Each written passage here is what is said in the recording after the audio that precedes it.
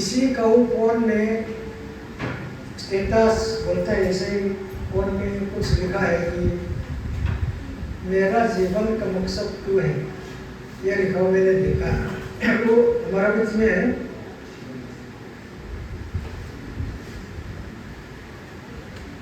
बहुत खुशी की बात है। और आज जब मैं अपना बेटा के साथ इधर आया, तब से हम लोग ने कई से वर्शिप एकदम धूमधाम से किया है। वो भी बहुत अच्छी बात है, बहुत खुशी की बात है। सब वर्शिप लीडरों को धन्यवाद देता हूँ। परमेश्वर का इबादत जो है, जब तक आप सकता है तब तक इबादत करते रहना है। ये गिरजा के अंदर में आके जोर से चिल्लाया, जोर से आवाज म्यूजिक किया, एकदम ताली बजाया, उस वक्त खत्म, ये नहीं है। परमेश्वर की इबादत करना जब कहीं में भी आप जाता है, चाहे गली में हो, चाहे खेत में हो, चाहे मकान के अंदर में भी हो, चाहे कोई में भी आप काम करते हैं, उस समय में भी हमेशा परमेश्वर का इबादत करना चाहिए। हर इंसान जो है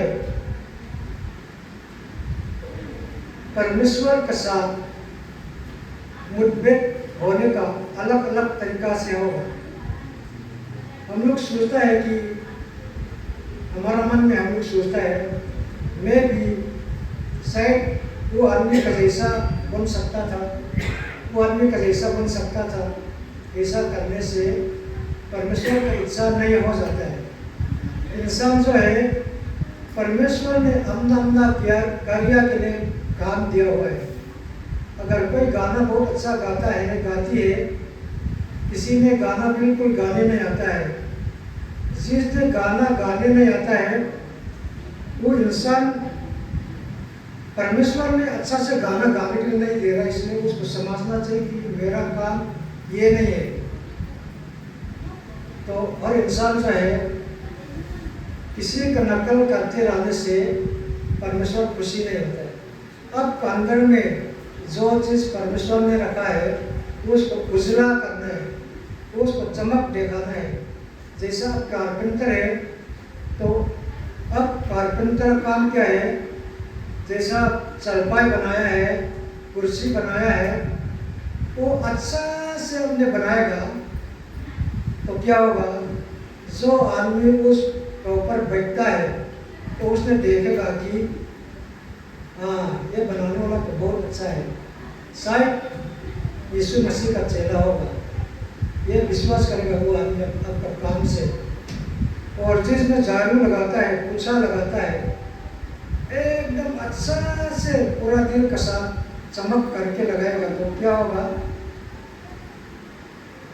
आदमी लोग देखेगा ये तो पक्का यीशु मसीह का चेला है बोल के मालूम होगा। सिर्फ इधर गाना गा के म्यूजिक बजा दिया हालेलुया बोल के चलाने से जो है परमेश्वर का निकट नहीं होता है। परमेश्वर का इबादत जो है आपका हृदय के अंदर में, इस अंदर में जब निकलता है तब परमेश्वर खुशी होता है। ये तो कटिंग है सिर्फ, अभी वचन जो है शुरू हुआ नहीं है, ये थोड़ा कटिंग आपको सुना रहा हूँ। हम लोग अभी जाएंगे यूहन्ना का तंचनायुक्त का यूहन्ना जॉन चैप्टर 3, यूहन्ना चैप्टर 3 में पढ़ना आराम करेंगे, वर्ष 1 से लेकर जहाँ जहाँ पढ़ने का इच्छा होगा उधर में पढ़ के हम लोग को सुनाऊंगा। इसमें क्या है कि एक बहुत धार्मिक आदमी था, एकदम बहुत धार्मिक, सब कुछ जानता है, निकोदेमस करके आप लोग सुना होगा। यीशु मसीह जब संसार में आया था उस टाइम में जो है यहूदी लोग बहुत धार्मिक था, इतना धार्मिक कि कोई मक्खी तक भी नहीं मानता है, कोई भी कुछ काम करता छाननी लगा के उसे छान के उसके बाद कुछ खाता पीता, इतना तक धार्मिक था। उसके साथ यीशु मसीह का चर्चा पढ़ना चाहूँगा। मेरा हिंदी पढ़ना भी इतना अच्छा नहीं है, थोड़ा कोई त्रुटि होने से क्षमा कीजिएगा।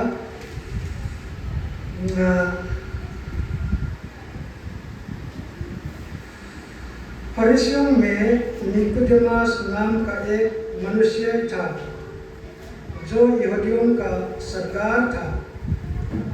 उसने रात को यीशु के पास आकर उससे कहा, हे रबी, हम जानते हैं कि तू परमेश्वर की ओर से गुरु होकर आया है, क्योंकि कोई इन चिन्हों को जो तू दिखाता है, यदि परमेश्वर उसके साथ ना हो तो नहीं देखा सकता। यीशु ने उससे उत्तर दिया, मैं तुझसे सच सच कहता हूँ, यदि कोई नया सिरे से ना जमे तो परमेश्वर का राज्य देख नहीं सकता। निकोदेमस ने उससे कहा, मनुष्य जब बुरा हो गया तो कैसा जन्म ले सकता है? क्या वो अपने माता की गर्भ में दूसरे बार प्रवेश करके जन्म ले सकता है?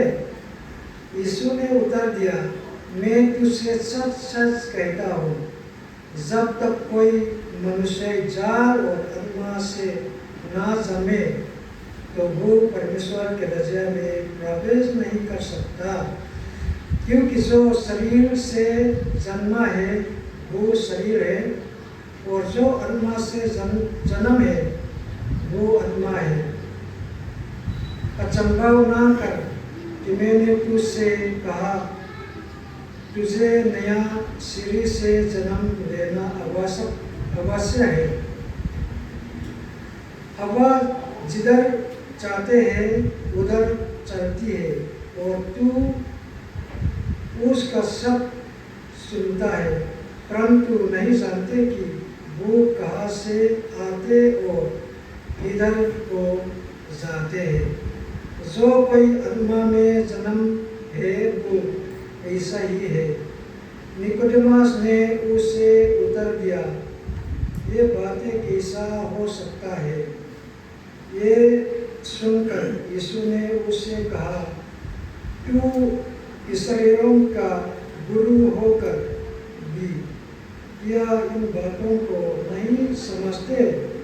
मैं तुझसे सच सच कहता हूँ कि हम जो जानते हैं वो कहते हैं, और जैसे हमने देखा उसको गवाही देता है, और तुम हमारे गवाही ग्रहण नहीं करते। जब मैंने तुमसे पृथ्वी की बातें कही और तुम विश्वास नहीं करते, तो यदि मैं तुमसे स्वर्ग की बातें कहूँ तो फिर कैसे विश्वास करोगे? परमेश्वर के वचन पर जाने पर प्रभु हम सबके लिए सिद्ध है। जैसा मैंने कहा है, इसमें निकोदेम जो है एक फरीसी का बहुत धार्मिक आदमी है, रूल नियम सब कुछ जानता है, लेकिन उसने यीशु मसीह को विश्वास नहीं करते। एक रात उसने शायद खुला यीशु मसीह के साथ मिलने के लिए शर्माता होगा, तो रात को गया यीशु मसीह के पास उससे पूछने के लिए। तो उसने बोला है, नया जन्म होना आवश्यक है। यीशु मसीह ने उससे कहा, तो उसने बोला है, नया जन्म कैसा? आदमी बूढ़ा होने के बाद कैसा नया जन्म ले सकता है? उसका माँ का पेट में वापिस जाके फिर जन्म लेगा, ऐसा उसने पूछा है यीशु मसीह से। यीशु मसीह ने कहा है, जब तक पानी और आत्मा से जन्म नहीं होगा परमेश्वर का राज्य में प्रवेश नहीं होगा। इसका मतलब क्या है कि इधर में दो किस्म का चीज हमने देखा होगा, एक तो शारीरिक जीवन और एक आत्मिक जीवन है ना। जो शरीर से सूझता है वो परमेश्वर को प्राप्त नहीं कर सकता है। अगर परमेश्वर को प्राप्त करना है तो आत्मिक आत्मा में सूझना पड़ेगा।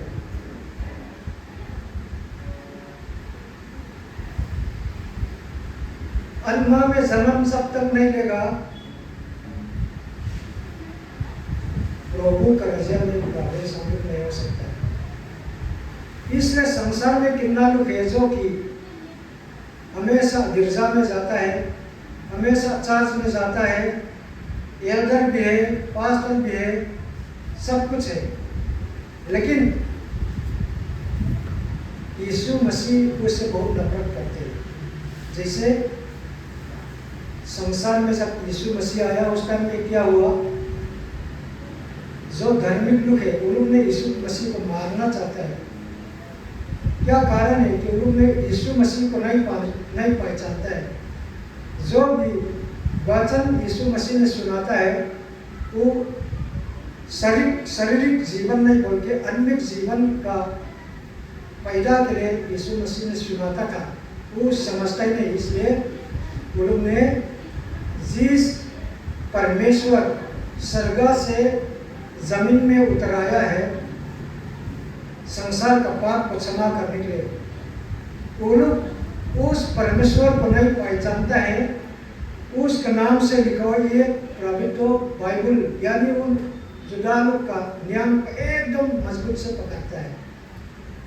ऐसा हमारा जीवन में भी हो सकता है। हम सब इधर जो आया है हम सब का जीवन में हो सकता है। अब आत्मा में जन्म नहीं लेगा तो अब चार्ज में कितना भी जाओ, कितना भी डांस करो, कितना भी रुपया पैसा दो, वो कहीं पैदा नहीं होगा। अब संसार में किसी ने बोला वाह शाबाश, अब बहुत अच्छा काम किया, बहुत अच्छा गाना गाया, वाह अरे अब का लीडरशिप में तो कितना अच्छा है, ऐसा बोलेगा। उस वक्त खत्म। यीशु मसीह ने बोला है इन्होंने संसार में अपना इनाम पा चुका है। वो लोग क्या होता है जो शारीरिक जीवन में एकदम सब कुछ सोचता है वो लोग ये बात, लेकिन आत्मिक जीवन में अब परमेश्वर का साथ होगा, क्या होगा? सबसे पहला आप ये महसूस करेगा कि मैं ही पापी हूँ, परमेश्वर के सामने मैं शून्य हूँ, जीरो हूँ, मैं कुछ नहीं हूँ। ये सब सोचने लगेगा तब परमेश्वर आपका निकट में आएगा। क्योंकि आदमी का जिंदगी में क्या है कि चारों तरफ पाप ही पाप है संसार में ना। अब इधर जाएगा उधर जाएगा कहीं नहीं जाएगा। अब कौन उतरने वाला और एक चीज मिलेगा, जैसा जवानों के लिए क्या होगा,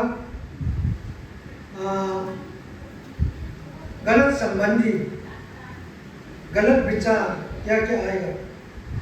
इस प्रकार का संसार में हम लोग रहते हैं तो उससे बचने के लिए क्या जरूरी है कि जो परमेश्वर ने एक ही लौता पुत्र ये संसार में भेजा है उसको अपना उद्धार करता स्वीकार करना जरूरी है। अपना पाप को महसूस करते हुए, अपना पाप को पछताते हुए यीशु मसीह को जिसने स्वीकार करेगा तब उसका जीवन में नया जिंदगी होगा। इसलिए बाइबल में लिखा है कि मैं इसमें छोटा छोटा पढ़ के सुनाऊंगा। इसमें क्या है कि आत्मा में जन्म लेना क्या होता है। ये पवित्र आत्मा के द्वारा मनुष्य का आंतरिक जीवन में एक नया आध्यात्मिक जन्म है जो उस पाप से मुक्त और पवित्र प्रदान करता है। तो एक इंसान नया जन्म होने के बाद क्या होता है, वो पाप से मुक्त फ्री हो जाता है, मुक्त हो जाता है, फ्री हो जाता है। उसके बाद क्या है, परमेश्वर ने उसको शक्ति देता है, पवित्रता जो है प्रदान करता है। वो चीज जो है नया जन्म का मतलब भी है, आत्मा में जन्म लेना। कोई लोग नया जन्म होने के बाद बपतिस्मा होने के बाद भी अपना जीवन को बदलने से इनकार करते हैं। जो रास्ता जो संसार में हमको सिखाता है वो रास्ता में चलने के लिए नहीं छोड़ता है, फिर भी उस रास्ता में चलते रहता है। इसलिए यीशु ने बोला है कि लोग ने मुख से जो है मुझे प्यार बहुत करता है लेकिन दिल से बहुत दूर रहता है। तो ऐसा हो भी सकता है हमारा बीच में ना, इसलिए ऐसा नहीं होना है। तो नया जन्म का मतलब ये है। उसके बाद कुरान का इसमें लिखा है कि इसलिए यदि कोई मसीह में है तो वो नया सृष्टि है,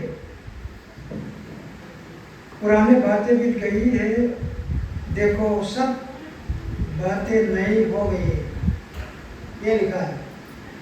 नया जन्म का मतलब बिल्कुल 100% बदल जाना। जिस जगह में हम नया जन्म होने से पहला जाने की इच्छा रखता है उस जगह में नहीं जाना है। किसी को गाली देने का दिल के अंदर में आते रहता है, उसको छोड़ देना है। किसी के साथ झगड़ा, किसी को इज्जत नहीं करना, गिरजा में नहीं जाना, ऐसा वो सब चीज़ छोड़ देना है। यीशु मसीह ने जैसा हमको सिखाया है उसी रास्ता में जाना, ये जो है नया जन्म का मतलब है। तो हम सब जानते हैं कि नया जन्म होने के लिए क्या क्या जरूरी है। नया जन्म होने के लिए जो है सबसे पहला जो है यीशु मसीह का वचन सुनना और समझना और अपना हृदय में रखना। आज ऐसा मैंने परमेश्वर का वचन सुनाया है, अगर अब दिल से सुनता है तो आपके लिए फायदा होगा।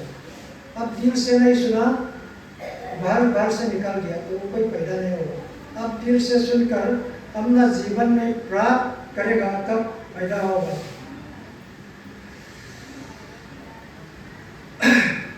तो नया जन्म का मतलब शायद आप लोग समझ गया होगा, अपना जीवन यीशु मसीह के द्वारा बदल जाना है।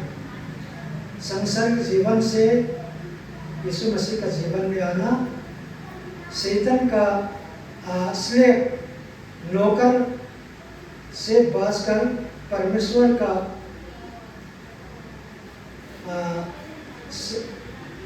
का संतान बनना, ये है नया जन्म होने का मतलब। वो प्रक्रिया जो है, प्रोसेस है, बहुत लंबा है, सब समझा नहीं पाऊंगा। उसके लिए एक ब्लैक बोर्ड चाहिए, उसमें सिखाएगा, अब समझेगा। क्योंकि जिसने पाप को नहीं समझेगा वो कभी भी नया जन्म नहीं ले सकता है। यीशु मसीह ने बोला है, मैं पापियों के लिए आया हूँ, जो सच्चे उनके लिए मैं नहीं आया। जिसका दिमाग में मैं अच्छा हूँ, मैं सच्चाई हूँ, मैं ठीक हूँ, हमेशा ये सोच के गमन होता है, वो कभी भी परमेश्वर का निकट नहीं जा सकता है।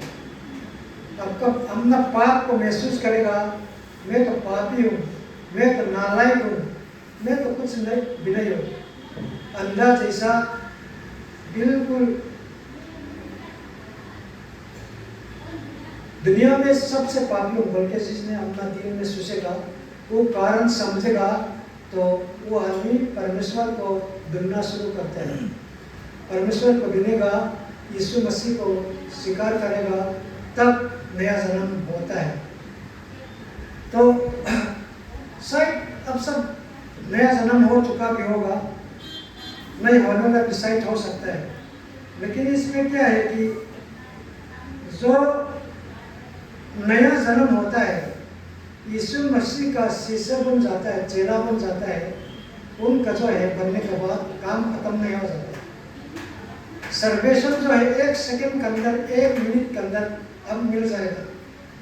जब यीशु मसीह अब पूरा हृदय से, पूरा मन से हमने स्वीकार करेगा, अपना उद्धार करता परमेश्वर स्वीकार करेगा, उस टाइम में अब उद्धार पाएगा। लेकिन उद्धार प्राप्त करने के बाद हमारा काम शुरू हो जाता है। जब तक अब उद्धार नहीं होगा, अब ऊपर कोई शैतान का शक्ति जो इतना ज़्यादा अब महसूस नहीं करेगा, क्योंकि अब शैतान का ही जब तक अब जन्म नहीं लेता तब तक अब शैतान का है। वो शैतान ने अपना मर्जी से आपको कर सकता है। आप ऑफिस में कभी ऑफिस का काम में कभी करप्शन करते हैं, आप बाजार में दुकान करते हैं तो कोई धोखा देता है, कोई जगह में काम करता है तो मालिक नहीं होगा उस टाइम में, मतलब गलत काम करता है, चोरी करता है, ये सब जो है नॉर्मल है।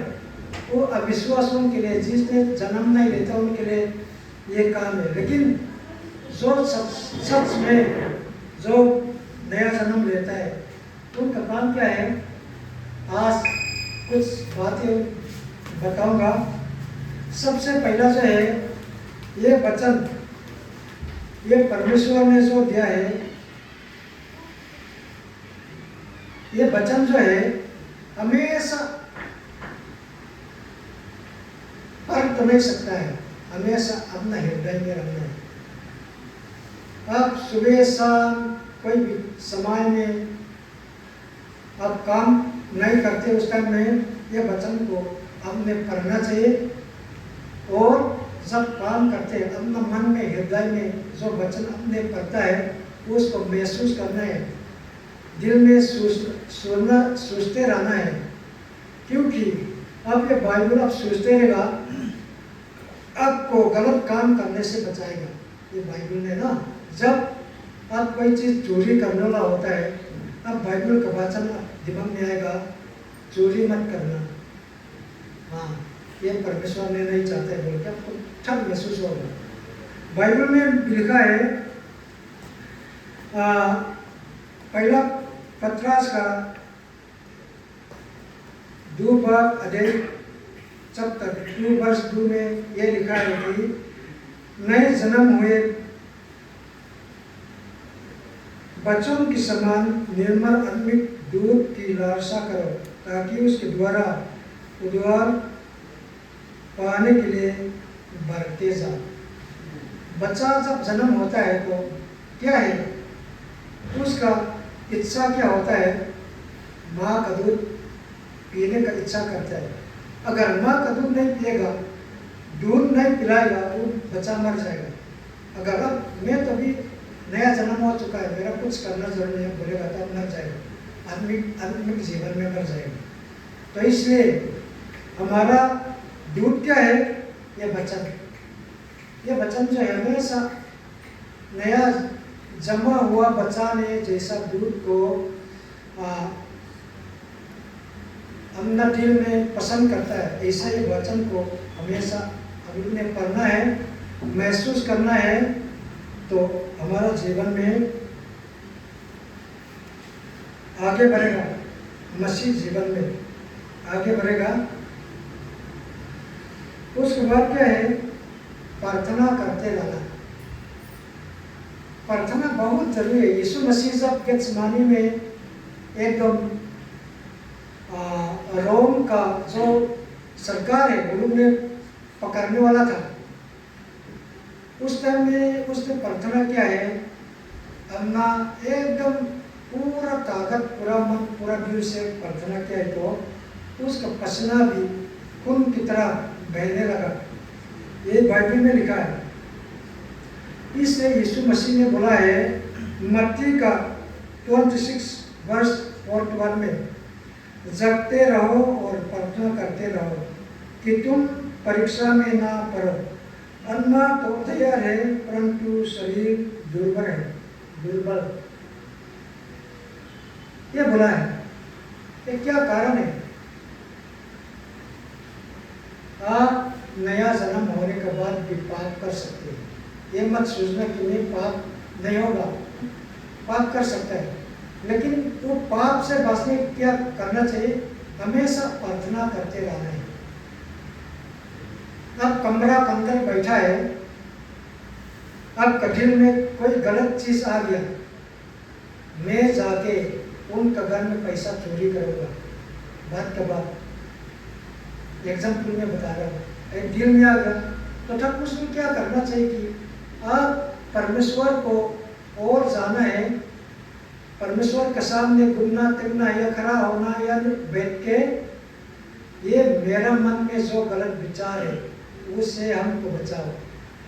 आपका जो हथियार है, आपका जो आर्मर है उसे हमको प्रोटेक्ट करो बोल के परमेश्वर ने तुरंत प्रार्थना करना है, तब उसे बचाएगा। क्योंकि कोई भी गलत काम करने से पहले जो सबसे पहला मन में आता है, मन में जब तक नहीं आते तो गलत काम करना इतना आसान नहीं है ना, पहला तो मन में आएगा। एक मेरे सामने बोलेगा कि अपना मन में जो है मेरा पति ने जो है ये चीज देना चाहिए था, साड़ी देना चाहिए था, वन देना चाहिए था, ऐसे कुछ सोचते रहेगा।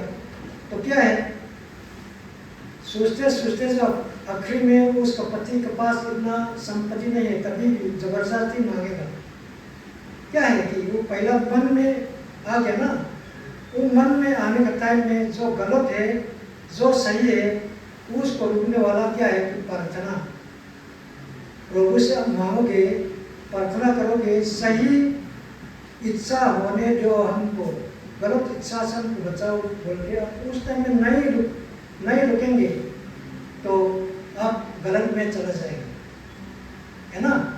इसलिए प्रार्थना बहुत जरूरी है। यीशु मसीह ने भी बोल सकता था कि मेरा मुर्जे में परमेश्वर हो, चलो मैं ये चीज़ छोड़ देता हूँ, बोल सकता है। लेकिन क्या है, उसने प्रार्थना किया, इतना प्रार्थना किया, पसीना जो है खून का जैसा बहने लगा। इतना तक प्रार्थना करने के बाद उसने क्या कहा, मेरा इच्छा नहीं पिताजी आपका इच्छा के अनुसार मेरे ऊपर होने दो बोल के उसने सरेंडर कर दिया, है ना। कितना बड़ा है ना। इसलिए परिवार के अंदर में भी होने दो, आपका व्यक्तिगत के अंदर में भी होने दो, कोई भी डिसीजन निर्णय लेने से पहला हमेशा परमेश्वर से प्रार्थना विनती करना है, तब अच्छा निर्णय हम ले सकेगा। उस वक्त आगे क्या है,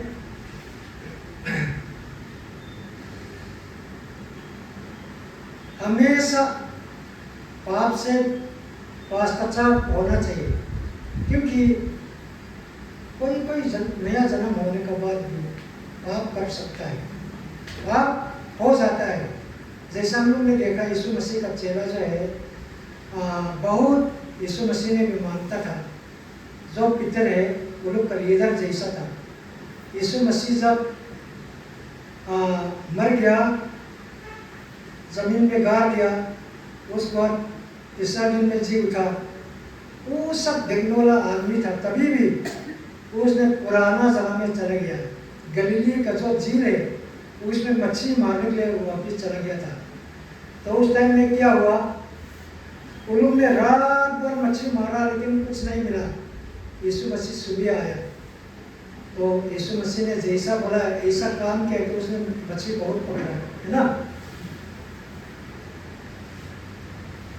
इस प्रकार से जो है हम नया जन्म होने के बाद भी पाप में गिर सकता है, पाप में पड़ सकता है। क्योंकि हमेशा परीक्षा जो है शैतान ने भी और प्रकार का परीक्षा हमको दिखाता है। जैसा हमारा इच्छा बराबर नहीं है, कोई पैसा का बहुत लालच होगा, कोई गलत संबंध में, कोई किस्म किस्म का मतलब लालच होता है ना।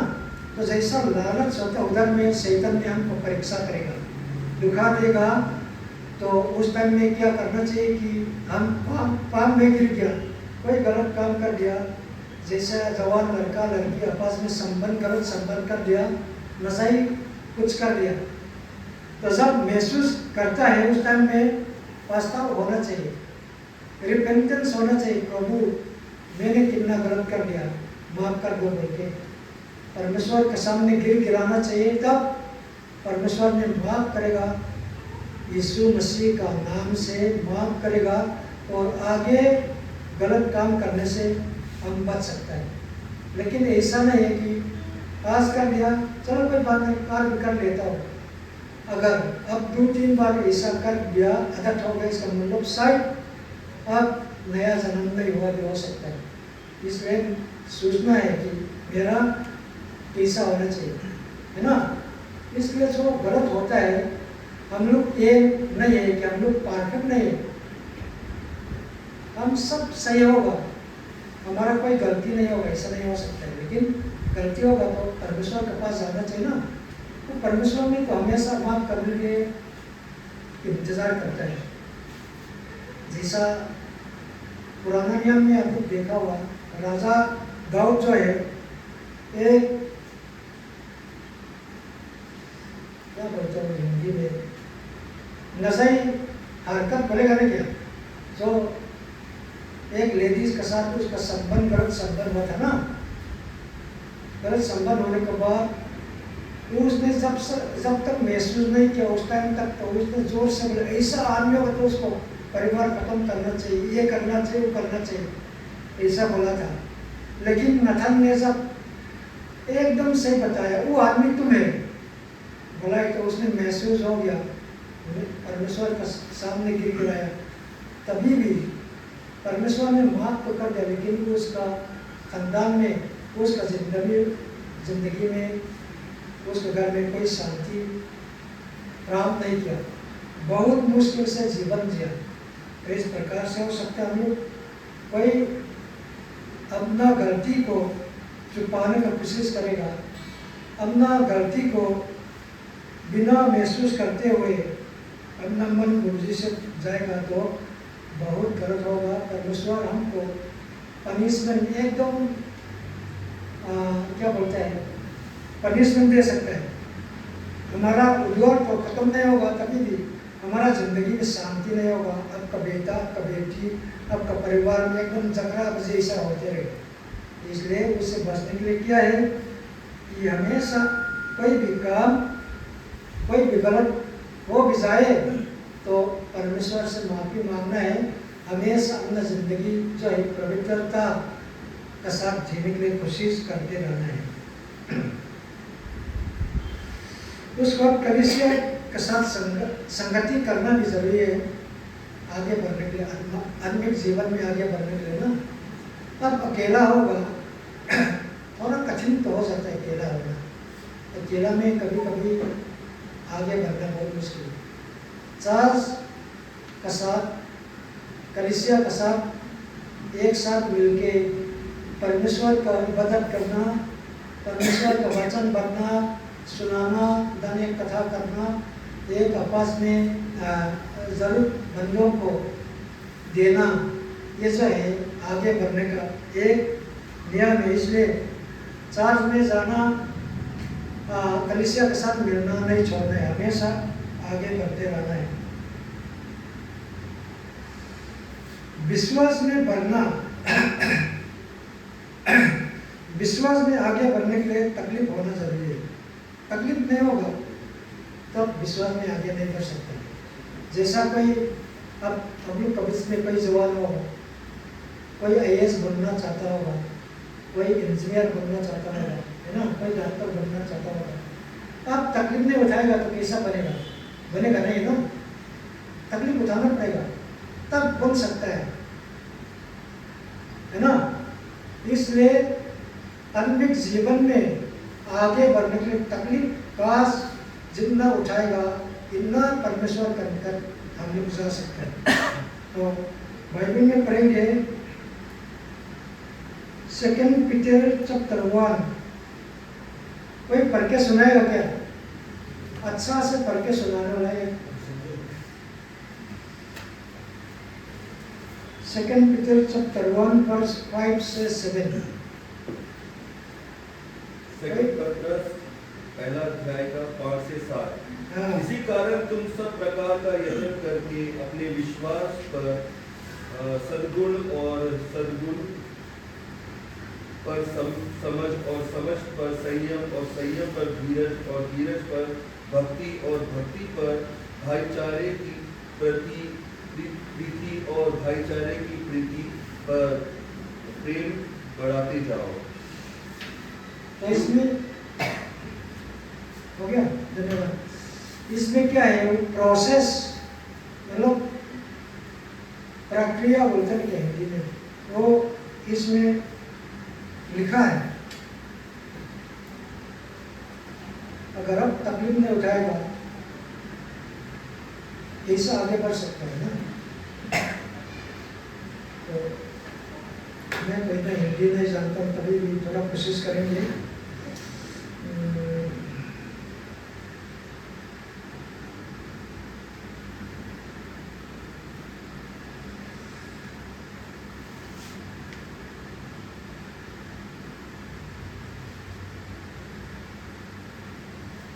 प्रयास करना चाहिए और एक चीज में ना, इससे प्रयास करना चाहिए। अपना विश्वास पर 7 गुण और सदगुण पर समाज द्वारा जो है क्या होगा,